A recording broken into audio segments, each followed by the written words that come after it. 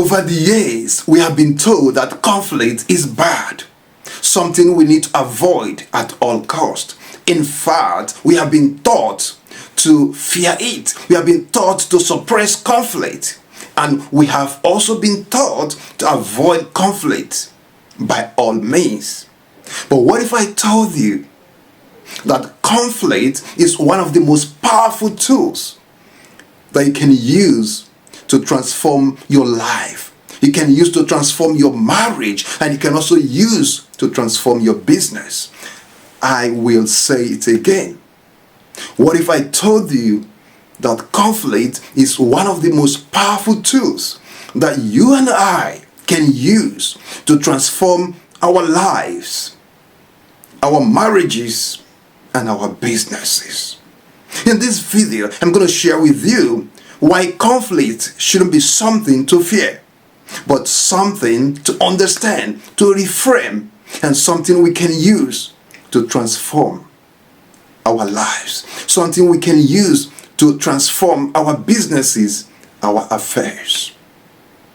So before we dive in, let's even understand what conflict is all about. What does conflict mean? Conflict means any situation where two or three people have incompatible interests, incompatible values, incompatible beliefs, principles and goals and ways of doing things. Let's put this down. When two or three people have incompatible interests, so let's start with interest, okay? The first one, interest. Incompatible interest. And number two, incompatible beliefs. Okay? And then number three, incompatible goals. Okay? And then number four, incompatible values. Okay? And then number five, incompatible principles.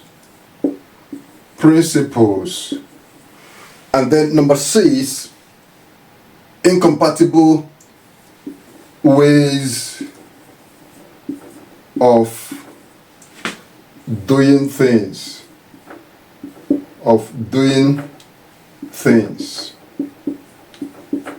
Okay? So, when you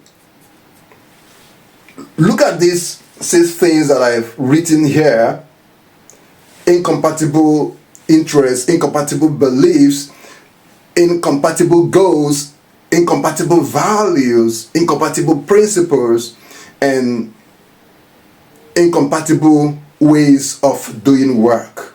When you look at all these items, it becomes obvious to you that we can't do without conflict. In fact, conflict is inevitable, and I needed to put it down.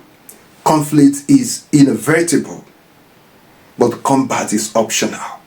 So, because conflict is inevitable, there is a question I would want us to ask when it comes to conflict. And what is that question that we shouldn't be asking ourselves? That question is, how can I avoid conflict? How can I avoid conflict? This is a question we shouldn't be asking ourselves. As a spouse, you shouldn't be asking yourself this question. As a business person, you shouldn't be asking yourself this question. As a business owner, you shouldn't be asking yourself this question. No one should ask this question. Do you know why? Because it is very impossible, very impracticable to be in a place that you won't have people with different interests. It is very impossible. You will always have people that will have different interests. And this is human nature, okay? And then it is not possible again to be in a place that you won't have people with different beliefs. You would always meet people with different belief systems. And then number 3, you will always see people with different goals in life. And these goals, interestingly, might be the goals that you hate, that you'll be wondering, why should someone engage in this kind of things? Okay? But it is what it is. And again, it is also impossible to be in a place that you won't see people with different values.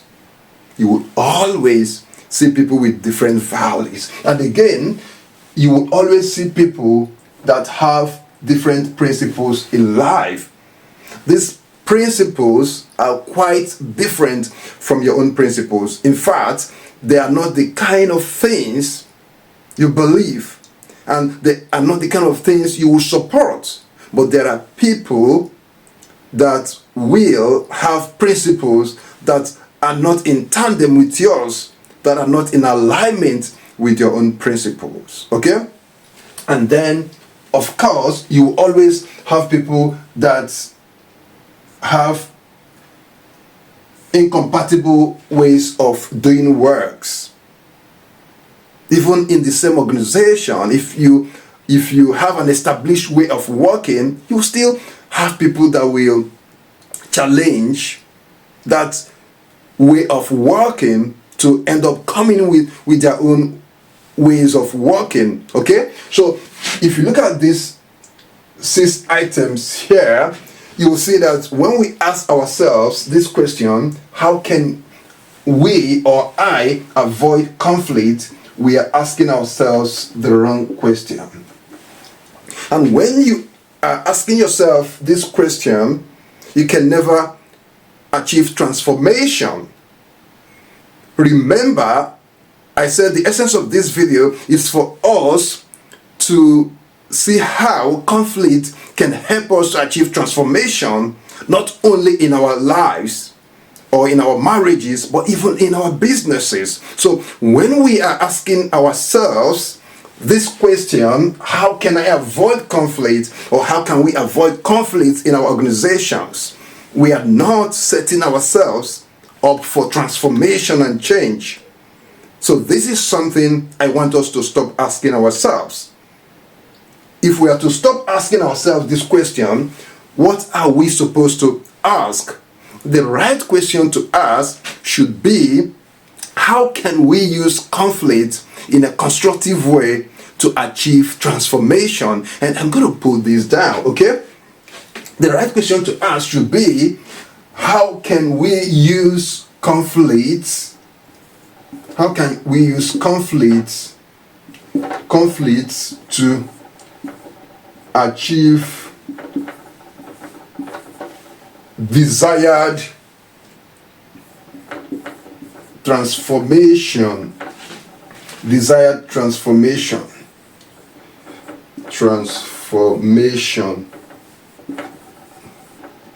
Okay? So this should be the right question to ask. And even in our organizations, if your organization is one that is not asking this question, you will not be able to build an effective team. You will not have team cohesion, and you will not be able to deliver and drive results. Because in an organization, you can have people that will always work in alignment. There will always be conflict. And not only in organizations, in marriages as well, even in friendship. So the idea of asking this question is something we need to take very seriously. That brings me to ask us this question. Why do you think that many people today believe that conflict is something that we can avoid at all costs, by all means? Why do you think that a lot of people today still believe that conflict is something negative. Why do you think so? I'm going to tell you why. The reason why a lot of us still think that conflict is something bad, that conflict is something we need to avoid at all costs, is because we have been told over these years that conflict is destructive. In other words, we only know the destructive part of conflict. We have been taught to believe that conflict is only destructive.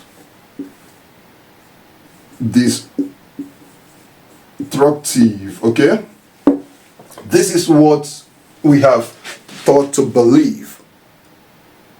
In fairness, in reality, conflicts are destructive. But being destructive is not the only thing we should know conflict to be or to mean. Does that make sense to you? Yes, conflict is destructive, but being destructive is not the only thing that conflict is all about. What does that mean again? That means that conflict has two types. We have destructive conflict, and we also have constructive. We also have constructive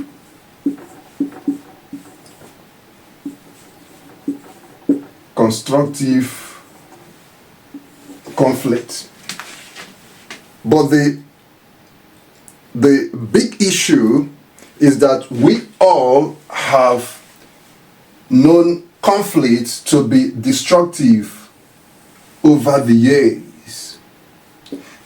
And why do we think that conflict is more of destructive or being destructive in nature? It is because we are used to seeing conflict as something that will lead to blaming people. In other words, destructive conflict is more about blaming people.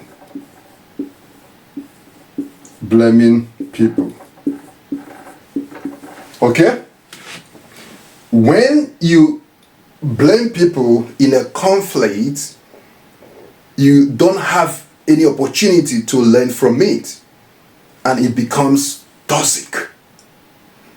So we think or we believe that conflict is a bad thing because it will always lead to blaming people. And that is true. But that is the destructive part of conflict. Okay? Let's also see why people think that conflict is a bad thing, because when they engage in conflict, it also leads to who is right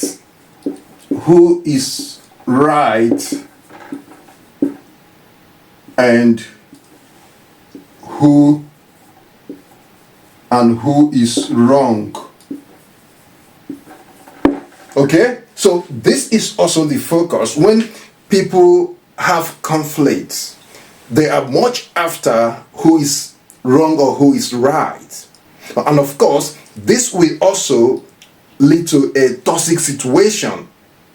Okay? So, if you are always seeing conflict to lead to something that will blame people, if you see conflict as being right or being wrong, it will continue to be destructive.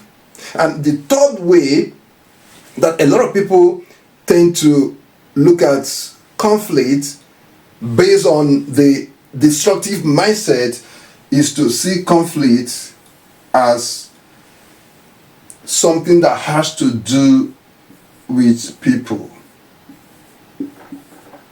and not ideas. So when the focus is on people, when the focus is on individuals, that conflict will end up becoming destructive. And then the fourth way people look at conflict is to see conflict as a way to prove oneself right. To prove oneself right. Excuse me.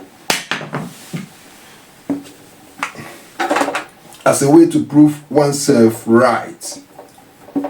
Okay? In other words, the people involved in that conflict will always be claiming right. And when this happens, there's no way that conflict will yield to something good or something positive. So, conflict has been seen to be destructive. Conflict has been seen to be something that will destroy organization or destroy individuals. And conflict has been something a lot of people have tried so much to avoid, all because they look at conflict as an avenue to blame people. They look at conflict as an avenue to say this person is right or this person is wrong. They also use this avenue to look at conflict as an opportunity to talk about people instead of talking about ideas. The focus is on people, okay? And then they also look at conflict as an avenue to prove oneself right. So if this is your focus, I submit to you that there's no way conflict will serve you any purpose. There's no way conflict can lead to a transformation in your life or in your marriage.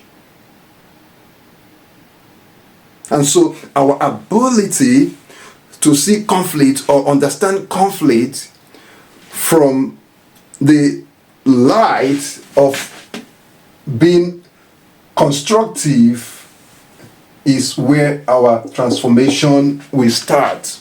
And this is what a lot of organizations are not doing. And this is why conflict is something very good. This is why conflict can actually lead to transformation. Why? Why am I saying this? I am saying this because in constructive conflict, the focus is not on people, the focus is on ideas. Ideas. The focus is on ideas, and because the focus is not on people, the people in that conflict will end up learning something that ordinarily they wouldn't have been able to learn. And number two, the focus is not on who is right or who is wrong. The focus is for them to have what is called new learning. New learning. What does this mean? How does this happen? If I have a different views from my boss, for example, or if I have a different views from someone, what I'm going to do is to listen to that person's views, and that person also listens to my own views. And then at the end of the day, we say to ourselves, let the best idea rule. And when the best idea is ruling, it then means that we will end up coming up with new learning, okay? And then constructive conflict will also lead to new innovation, okay? New innovation. New innovation. Why would it lead to new innovation? It will lead to new innovation because we have built a culture or supported a culture where the best idea will rule. And then the fourth thing it will do, having constructive conflict, we do is that it will help the individual to be adaptable. Okay, and this is very important. Being adaptable means that you are not sticking to your own guns. You have the flexibility and the agility to adapt to new things, to adapt to new thinking, and to also adapt to new belief. But this wouldn't have been possible if you have not understood, firstly, that constructive criticism is all about ideas. And when you understand that, you have the mindset that what should rule organization, what should rule everyone, what should rule marriages should be best ideas. And this is why I am a proponent of the fact that the best ideas should rule.